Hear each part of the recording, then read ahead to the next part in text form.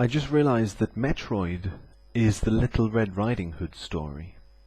A girl dressed in red, or sort of orangey red, confronts a woman of higher standing, the grandmother, or mother brain, a big superior mother figure. In the Little Red Riding Hood story, the grandmother is presented as being a kind figure, but this kind figure transforms into an evil figure when possessed by the wolf. Of course, in the child story, this helps separate the two sides of the grandmother in a sense, and it creates a less shocking experience.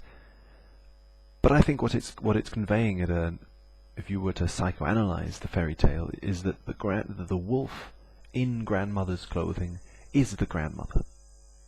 There isn't the grandmother isn't 100% kind, and Little Red Riding Hood sees that. It's almost like the pedestal on which she had placed authority falls. So, in a sense, the same thing happens with Metroid, which literally has authority placed on a pedestal in the form of a giant brain.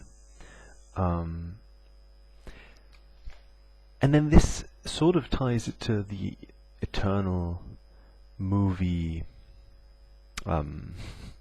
archetype of the Wizard of Oz, because you have a girl wearing a piece of red clothing, in this case the ruby slippers,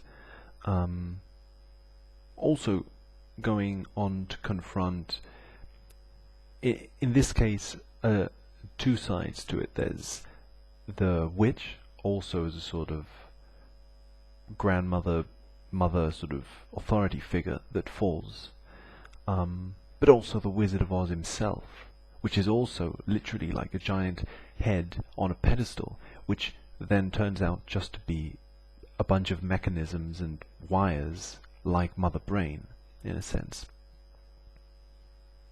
Almost as if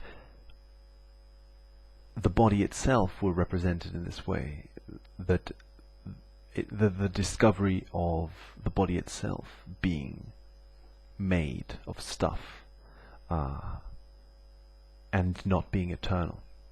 So, but through that realization, becoming aware of something eternal that isn't the body as it was understood, or something like that. Which is interesting too, since in Metroid, of course, the body here is represented literally as a shell, as a hard husk, which at the end of the game is shed.